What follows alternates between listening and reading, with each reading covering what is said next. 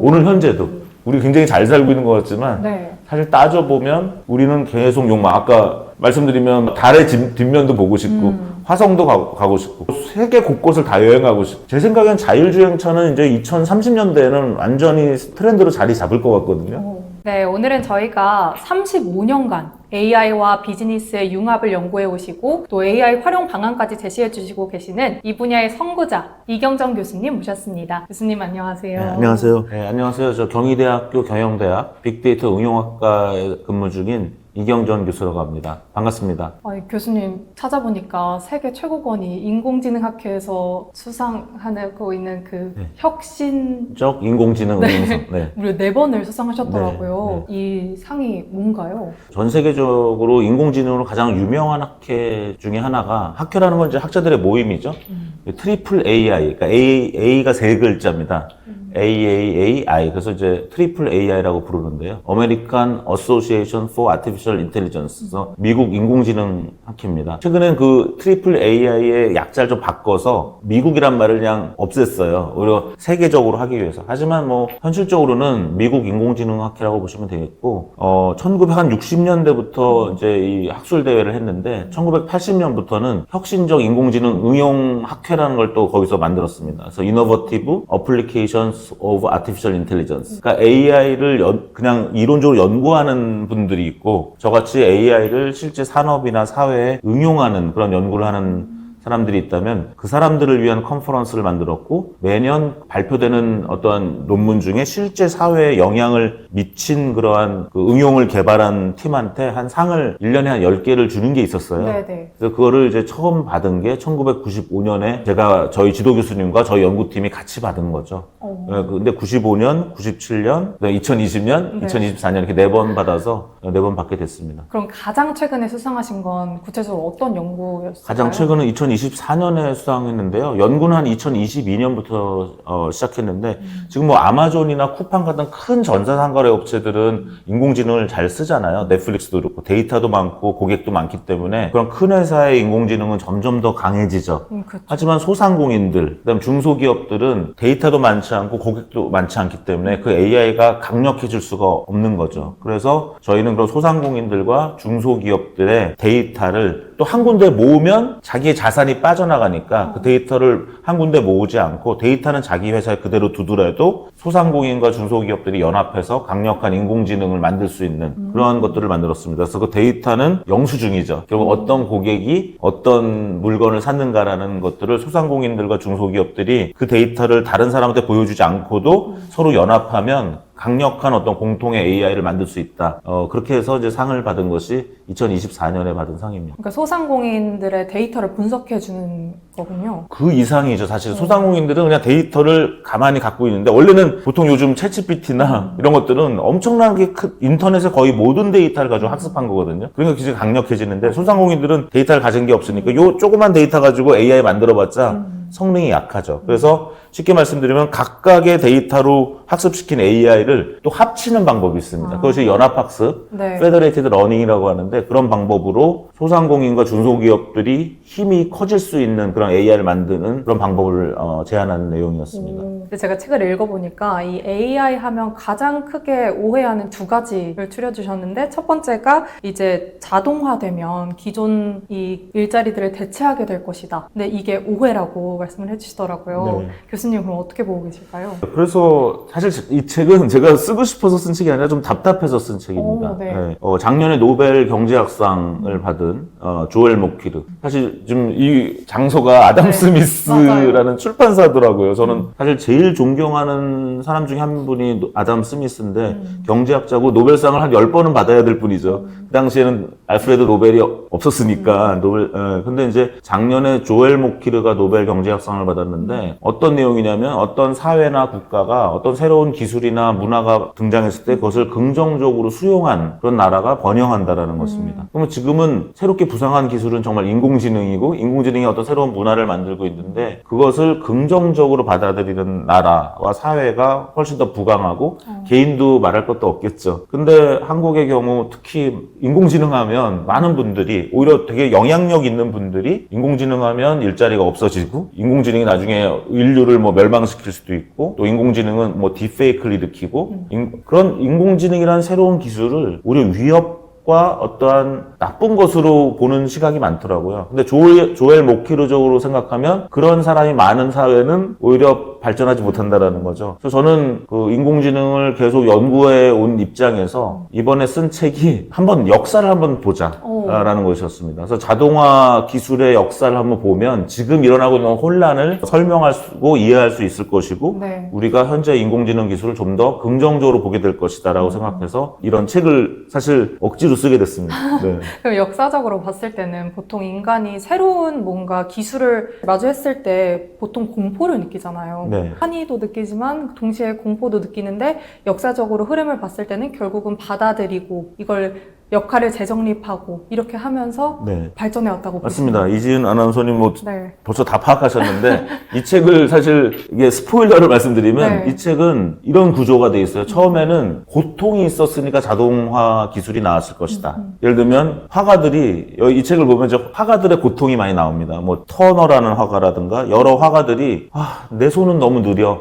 방금 그 안개가 쫙 껴있는 그 전경이 너무 아름다웠는데 이거를 내가 그림으로 그리려다 보니까 좀 이따 그리다 보면 안개가 사라지는 거예요. 그렇죠. 그럼 내가 본 그 장면을 재현하고 싶은데 내 손은 너무 느리구나. 이렇게 한탄을 하는 그런 내용들이 나옵니다. 그러다가 결국 어떻게 됐습니까? 카메라가 나왔죠. 근데 재밌는 건 카메라를 발명한 사람들이 대부분 화가였어요. 그래요? 네, 레오노르 다빈치도 그랬고 그 다음에 이 책에 나오지만 페르메이르 우리가 뭐 우유를 따르는 소녀 있지 않습니까? 네. 우리가 옛날에 베르메르라고 했는데 요즘은 이제 페이르메이르라고 많이 발음하더라고요. 베르메르도 그랬고 그 다음에 결정적으로 사실 카메라를 만든 사람은 나게르라는 프랑스 화가입니다. 진짜요? 네, 오페라 극장의 화가였어요. 우와. 그러면 화가들은 왜 이렇게 카메라를 만들려고 애를 썼을까요? 오. 왜냐면 그림을 그린다는 게 기쁨도 주지만 상당한 고통이었다는 거죠. 그 순간에 포착하기 위해서. 포착하고 뭐 어떤 건물을 다 그리려고 해도 페르메이르 같은 경우도 최근에 돌아가셨죠. 데이비드 호크니.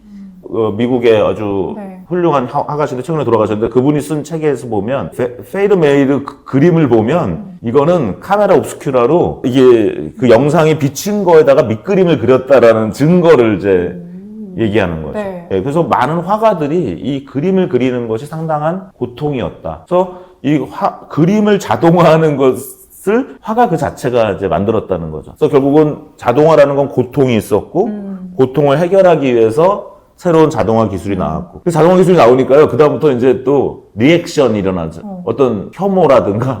그래서 프랑스 사람들이 카메라를 만드니까 독일에서 신문에 뭐라고 했냐면 이번에 프랑스 애들이 또 거짓말하는 거야. 장난치는 거야. 네. 그다음에 또 독일에서는 신앙심이 강한 분들이 많으니까 야 우리 인간이라는 거는 하나님의 형상을 따라 지어진 것인데 그것을 어떤 기계가 복사한다? 이건 불가능할 일일 뿐더러 불경스러운 일이다. 그러니까 과학적으로도 말이 안 된다고 얘기하고 종교적으로도 말이 안 된다라고 얘기합니다. 근데 지금 우리는 카메라를 너무나 자연스럽게 쓰고 있고 뭐 스마트폰에 카메라가 벌써 몇 개씩 들어있죠. 그렇죠. 그다음에 심지어는 사진을 찍으면 영혼이 빠져나간다고 생각을 했고요. 우리 조선에서는 아이들의 눈알을 빼서 카메라 그 렌즈를 쓴다. 그런 루머까지도 있었다는 것입니다. 그러니까 사람들이 새로운 자동화 기술을 봤을 때 얼마나 그것이 두렵고, 그래서 그런 두려운 시간이 지나간다는 거고요. 그러다 보면은 이제 어떻게 되죠? 사람들이 화가는 이제 끝났다. 그쵸. 이렇게 또 얘기하게 됩니다. 맞아요. 뭐 일자리는 다 끝났다. 하지만 지금 어떻습니까? 카메라 발명 이전의 화가의 수와 카메라 발명 이후의 화가의 수 누가 더 많을까요? 더 많아졌나요? 그럼요. 갤러리, 미술 갤러리도 더 많아졌고요. 지금도 뭐 우리나라 지금 곳곳에서 미술 전시회가 이루어지고 있죠. 지금 뭐 그죠? 보테로 전시도 하고 있고요. 여러 전시를 좀 하고 있죠. 그래서 사실은 화가를 없애지도 않았다라는 거고요. 네. 그다음에 또 우리는 지금 AI 때문에 딥페이크가 있다고 하는데 카메라는 페이크가 없었을까요? 많죠. 당시 링컨의 사진을 보면 링컨의 상반신은 링컨인데 뭐 얼굴만 링컨이고 나머지는 다 더 우람한 사람의 사진으로 이렇게 붙여서 만들었다는 거죠.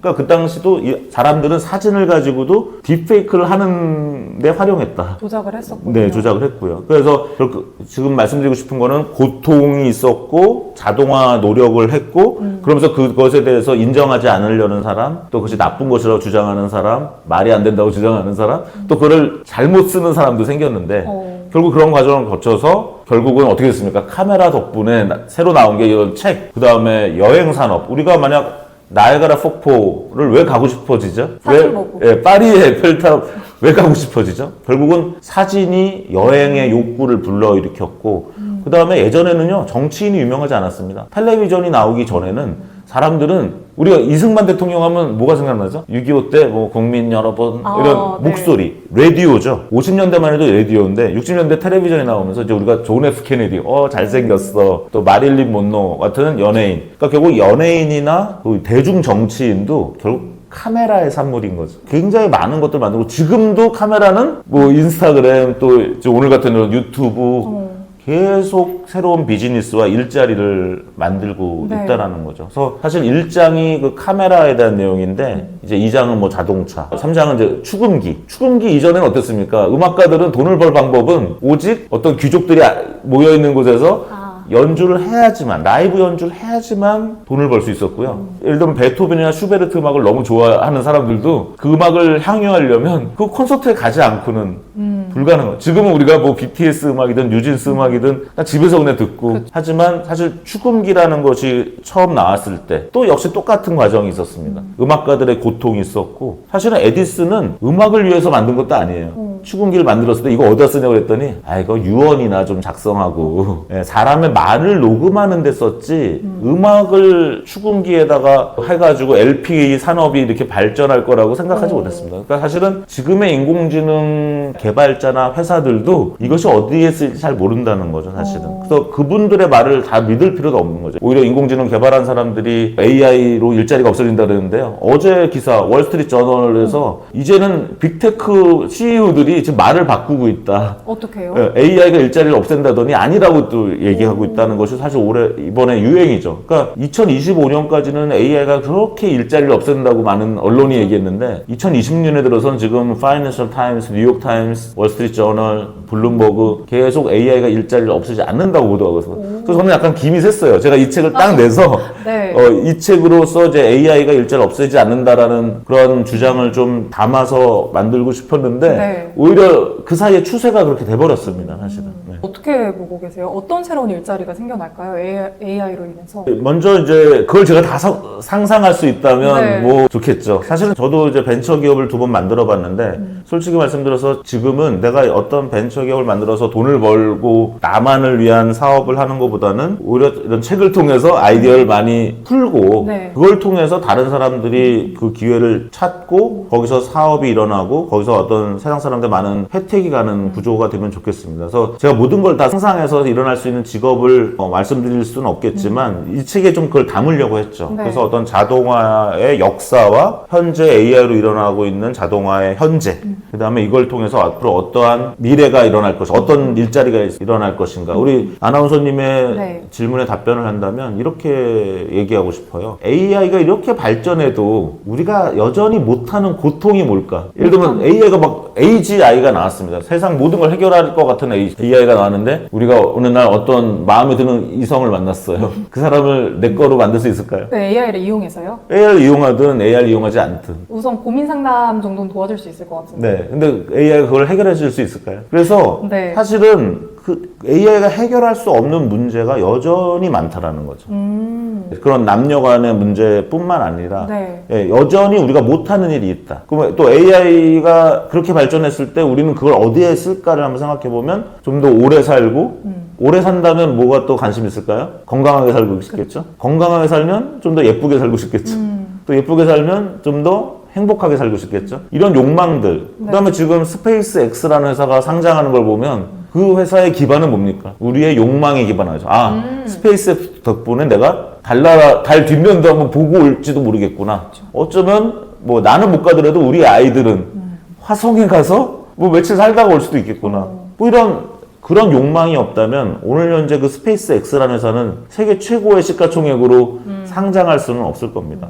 그러니까 사실은 우리가 한번 100년 전, 200년 전에 우리의 욕망은 뭐였을까요? 목마를 때 물 좀 제대로 마시고 싶고 배고프지 않게 살고 싶고 여름엔 좀 시원하게 살고 싶고 에어컨을 상상했을까요?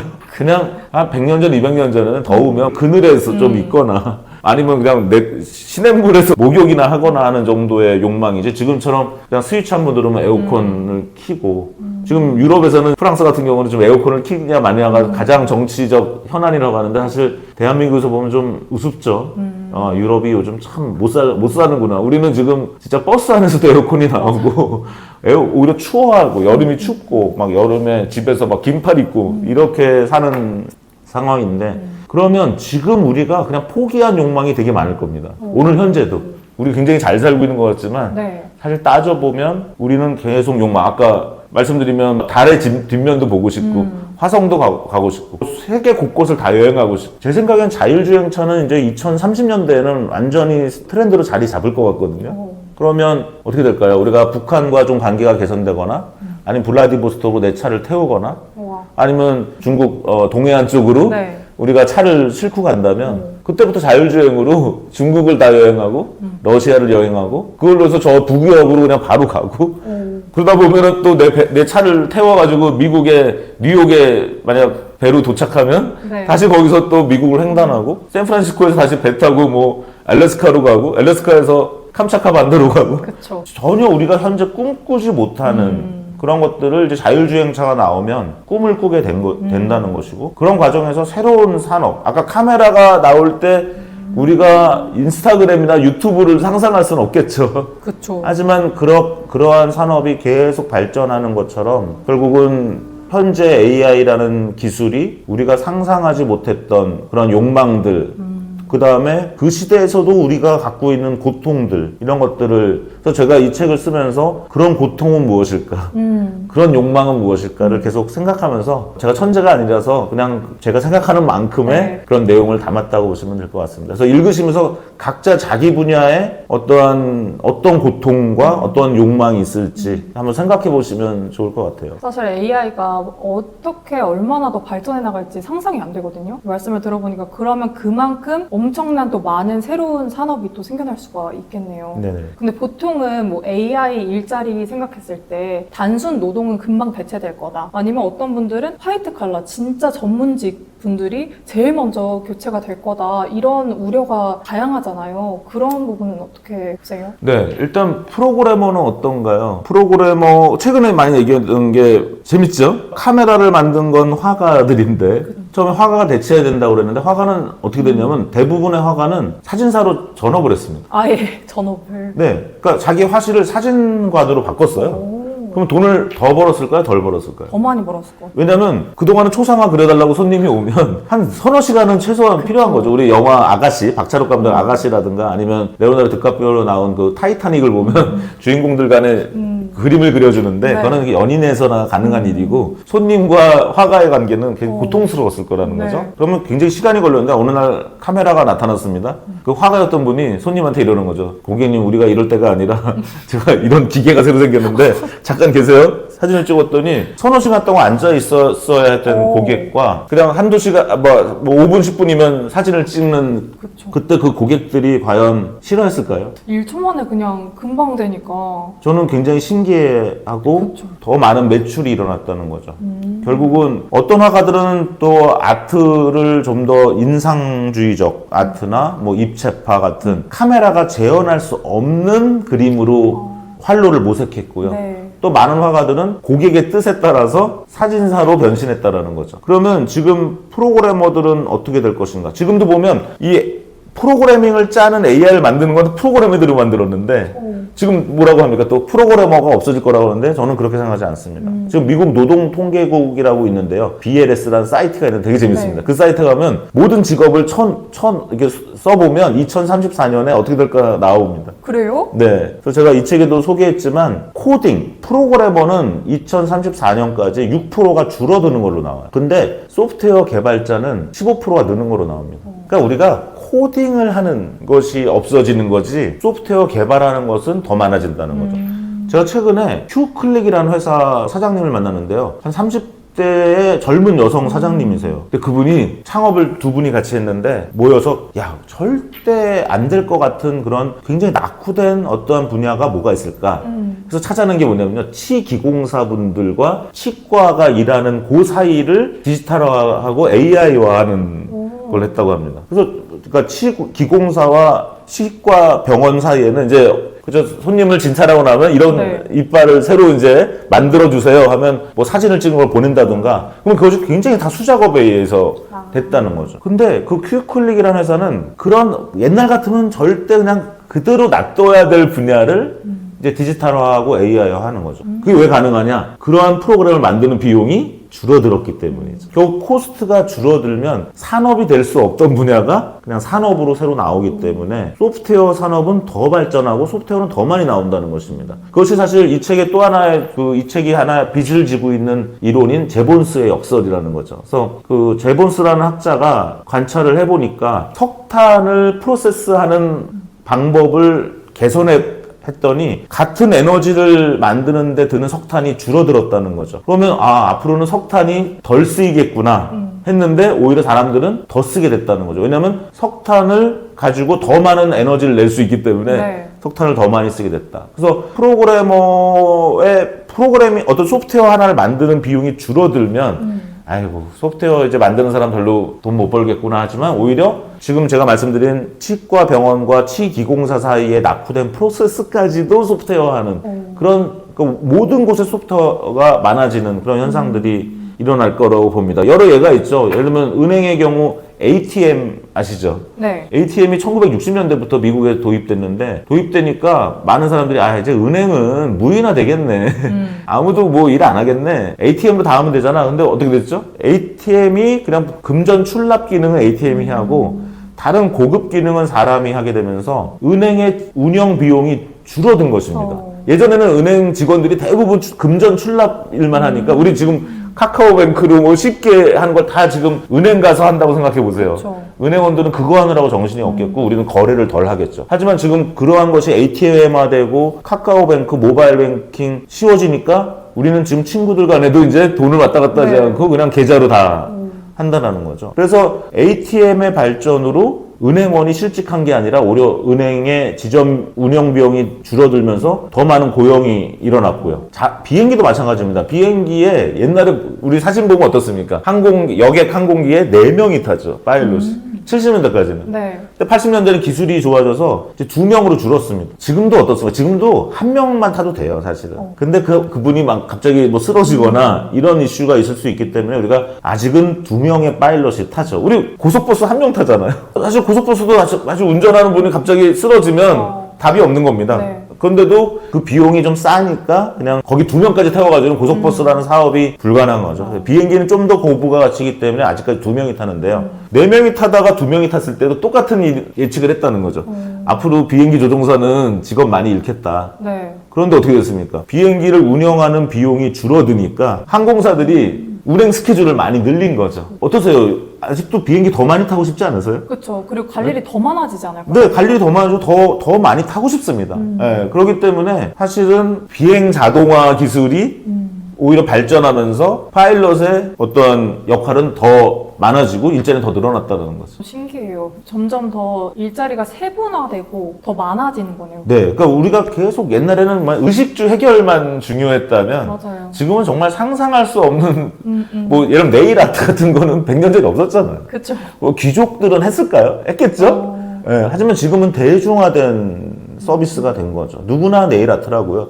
100년 전에 없던 일이 계속 늘어나니까 네. 지금 계속 기술의 발전은 또 우리가 상상하지 못했던 욕망들을 계속 채우게 될 것이다라고 보고 있습니다. 지금 또 교육 분야로 한번 넘어가 보면 네. 지금 교수님께서 학생들 가르치고 계시잖아요. 그럼 AI가 등장하면서 좀 크게 달라진 게 있을까요? 저는 경희대학교 부임하고 나서 한 번도 인터넷을 닫은 상태에서 시험을 본 적이 없어요. 2003년부터. 네. 그 뭐냐면 학생들한테 도저히 그런 시험 못 내겠어요, 저는. 왜냐면 우리가 업무하는 공간이 우리가 뭐 우주선에서 하는 것도 아니고 네. 심해 잠수함에서 일하지 않잖아요. 그쵸, 그쵸. 그러니까 대부분 인터넷이 되는 데서 일하기 때문에 제가 시험을 다 인터넷이 되는 데서 시험을 냈거든요. 네. 근데 이제 챗GPT가 2022년 11월 30일 나왔잖아요. 네. 그럼 제가 2023년 봄학기부터 어쩔 수 없이 AI를 또 오픈할 수밖에 없는 거예요. 왜? 너희들이 앞으로 일할 곳은 분명히 AI가 되는 곳에서 일할 텐데 그쵸. 내가 시험을 AI가 안 되는 시험을 보기가 너무 미안한 거죠. 발 빠르게 뭐 그냥 저의 철학 같은 겁니다. 그러니까 뭐 아. 우리가 뭐 대입 수능 시험 같은 거야 뭐 인터넷이 안 되는 데서 해야 된다고 생각할 수도 있겠지만 네. 저는 심지어는 그것도 사실 그렇게 생각하지 않는 편인데 어쨌든 제가 하는 수업만큼은 인터넷이 가용하면 인터넷, AI가 가용하면 AI 이렇게 하죠. 하지만 많은 고통이 있죠. 왜냐하면 많은 학생들이 AI에 의존합니다. 맞아요. 네. 컨닝 문제도 엄청 논란이 많이 됐잖아요. 네, 이제 컨닝 같은 경우는 사실은 다른 사람과 물어보는 거니까 그거는 정말 부정행위라고 할 수 있는데 네. 저는 사실 그것도 부정행위라고 생각하지 않아요. 왜냐하면 우리 세상 살 때 어떻습니까? 다른 사람 도움을 받고 일하는 거잖아요. 그래도 시험인데 AI를 컨닝하는 경우도 많다고 하더라고요. 요즘 AI로 찾아보면서 그러니까 저는 AI로 하는 거는 컨닝이 아니라고 생각하는 거죠. 왜냐면 우리가 세상에서 일할 때 AI와 일할 거 아니에요. 맞아요. 그러니까 그 능력을 높여야 되는 건데 제가 테스트를 해보면 공부 잘한 친구가 AI도 잘 씁니다. 그리고 근데 공부를 안 했는데 AI가 있다고 해서 좋은 성적이 나오진 않아요. 오, 중요한 포인트네요. 네, 그래서 프로가 AI를 쓰면 결과가 프로가 나오는데 아마추어가 AI를 쓰면 결과는 아마추어가 나옵니다. 그래서 사실은 공부나 이 자기 분야의 전문성을 계속 높이면서 AI 능력을 같이 높이는 사람이 성과가 좋다는 건 많이 해봤는데 문제는 이제 그런 프로로까지 가는 과정에서 너무나 좋은 도구가 옆에 있으니까 거기에 의존하는 문제가 생기는데요. 그래서 저는 이제 이번 봄학기였죠. 이제 네.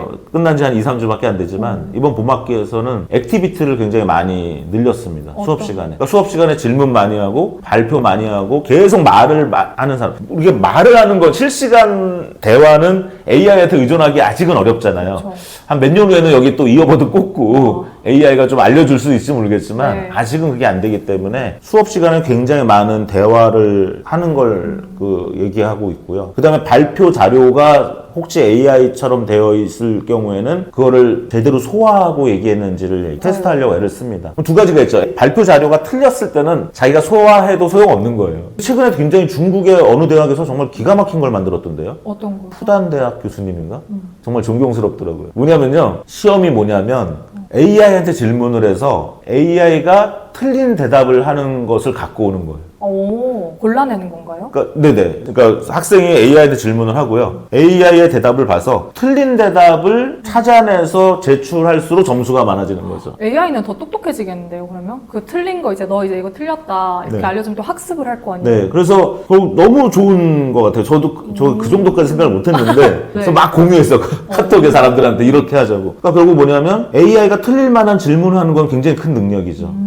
그건 뭐냐면 나의 지식과 AI 지식의 첨단에 가 있다는 의미가 되겠죠. 아, 그러니까 틀릴 만한 질문을 하는 거예요? 틀릴 만한 질문을 해야 얘가 틀리잖아요. 아, 그러니까 질문을 그냥 던져서 얘가 틀린 대답을 하면 그걸 골라오는 게 아니라 그래도 되지만 아. 결국은 AI가 틀린 샘플을 많이 갖고 올수록 그 점수가 높아지니까 네, AI가 틀릴 만한 질문을 하는 것도 그러네요. 중요하고요. 그 다음에 두 번째는 왜냐면 똑똑한 선생님일수록 어떻게 할까요?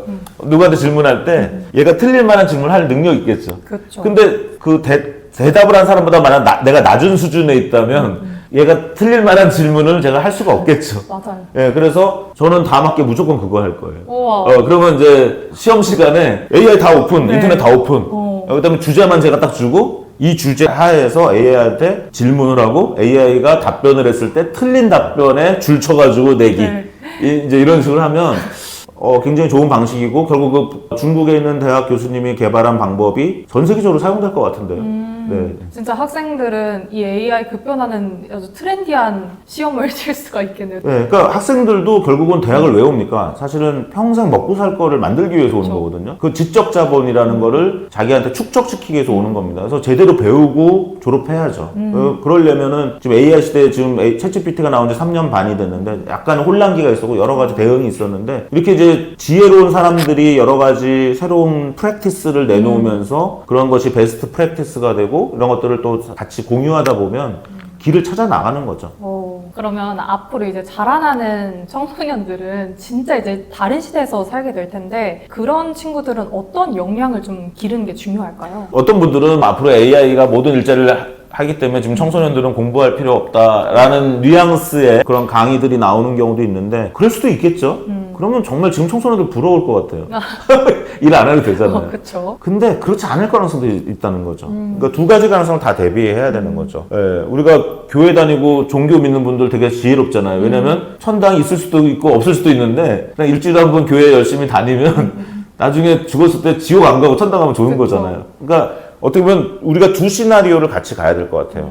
내가 지금 열심히 준비했을 때 더 좋은 결과가 나올 수 있는 세상이 될 가능성이 있고, 열심히 하는 거 소용이 없고 그냥 뭐 기본소득으로 살아나가고 이럴 세상인데, 저는 그런 세상보다는 열심히 하는 사람이 더 혜택을 받는 세상이 될 것 같은데요. 이 둘 중에 하나 어떤 것이 만약 반반의 확률로 가능하다면 저는 그냥 놀기보다는 준비를 해야 된다고 봅니다. 그래서 지금 청소년들은 저는 간단하게 얘기하면 바뀐 건 하나도 없다. 원래 있는 세상에 중요한 지식, 세상에서 다 좋다고 하는 중요한 것들 다 같이 개발해야 된다고 생각을 합니다. 진짜 맞는 말씀인 것 같은 게, 아까 말씀해 주셨듯이 공부를 잘하는 사람이 AI도 잘 쓴다. 진짜 맞는 것 같거든요. 네. 어쨌든 공부는 중요하다. 근데 변화가 있을 것 같아요. 예를 들면 레오나르도 다빈치가 네. 그 사생아였죠. 뭐냐면 공증인 집안에 4대째 공증을 하는 집안의 아들이었습니다. 네. 아빠가 아마 10대 때 어떤 여성과 이제 연애 내지는 뭐 이렇게 했는데 애가 태어난 거거든요. 집안은 되게 좋았대요. 네. 근데 지금 현대사회에서는 어떻죠? 공증이라면 그렇게 지위가 높은 것 같지 않습니다. 왜냐하면 그 인쇄술이 발전하고 막 이렇게 되면서 책이 나오고 대학이 발전하고 하면서 지식인들이 많이 나타나고 변호사라는 새로운 직업이 나오면서 공증인의 지위가 상대적으로 떨어졌다라는 거죠. 그러면 지금의 직업들도 그런 어떤 적응을 해야 된다고 생각을 합니다. 우리가 막 천둥치고 지진 일어나고 뭔가 세상의 변화가 있으면 개미들 막 움직이죠. 사실은 동물과 식물의 차이는 뇌가 있냐 없냐거든요. 그러니까 식물에는 뇌가 없습니다. 네. 동물엔 뇌가 있어요. 그럼 뭐냐면 식물이라는 건 심을 식자, 그야말로 땅에 이렇게 심어져 있기 때문에 움직일 자유가 없어요. 근데 우리 동물들은 개미나 모기나 뭐 벌레나 사람은 다 뇌가 있고, 그 뇌가 있다는 것은 움직이라는 거죠. 환경에 적응해서 이동하고 변화해야 됩니다. 그래서 그냥 이 동물로 이왕 태어난 이상 세상의 변화에 적응해야 된다는 것은 하나의 운명이라고 생각하고, 그것이 우리가 뇌가 있는 이유고, 네. 그것이 우리가 자유가 있는 이유다. 식물엔 자유가 없다. 네. 그렇게 생각해보면 지금 청소년분들도 그런 생각이 오히려 기초가 되는 게 중요하지 않을까 이렇게 생각합니다. 그럼 이제 앞으로는 이제 저항하기보다는 받아들이고, 그리고 또 삶의 일부로 이제 활용을 해나가는 그런 능력이 중요하겠네요. 최근에 그 최태원 SK 회장님이 KBS 인재정쟁 3부에 나오셔가지고 강연한 걸 제가 봤는데요. 네. 저랑 이 책에 있는 내용과 똑같은 내용이 나오더라고요. 최태원 회장님이 그러는 거예요. 방금까지 제가 하는 얘기는 너무 추상적이잖아요. 최태원 회장님이 뭐라 그러냐. 지금 청소년들은 앞으로 직업이 수백 가지일 거라는 거예요. 저도 이 책에 약간 그런 뉘앙스로 네, 썼거든요. 네. 직업이 없어지는 게 아니라 직업이 수백 가지다. 그러면 지금은 이제 스포츠 선수도 좀 해보고, 네. 뭐 정치인도 해보고, 뭐 공무원도 해보고, 사업가도 해보고, 예술가도 해보고, 네. 작가도 해보고. 왜냐면 작가가 되기가 쉽잖아요. AI가 많이 써준단 말이죠. 맞아요. 그럼 예술가도 마찬가지죠. 수노를 쓰면은 음악을 또 만들 수 있고. 그러니까 오히려 직업이 많아질 것이다. 결국은 중요한 건 뭐죠? 당신이 한 그 행동이 다른 사람한테 가치를 주느냐. 그럼 우리가 사회에 태어난 이상 우리가 조건실건 우리는 상대방에게 가치를 주는 만큼 네. 내가 부자가 되게 돼 있는 겁니다, 사실은. 우리가 그런 사회를 구축해 놨어요. 그러니까 내가 다른 사람한테 잘한 만큼 그 결과로 내가 먹고 사는 거죠. 그럼 그 사회가 그런 체제가 바뀔 거냐? 난 다른 사람한테 도움 하나도 안 줘도 나한테 무조건 먹을 걸 줘야 돼.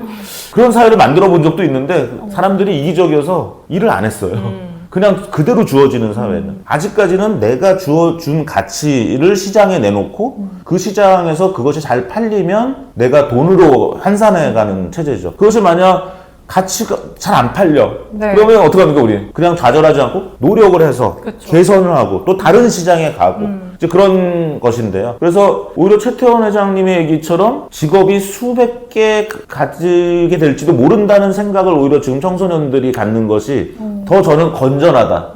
그게 오히려 조엘 모퀴르적이다라고 보는 거죠. 네. 네. 그렇게 긍정적으로 생각하니까 좀 다가올 미래가 신이 나는 것 같아요. 좀 네. 기대되고. 그래서 아이들한테 무슨 너 직업 없어진대 이렇게 할 게 아니라 야 너 직업 지금 수십 개 된대. 그러면 우리 순서를 정해보자. 너 지금 아직 어리니까 너 아직 걸그룹 보이그룹 할 수 있어. 네. 야 우리 10대까지는 좀 그걸 해보자. 안 되면 뭐 그때 가서 홍보하자.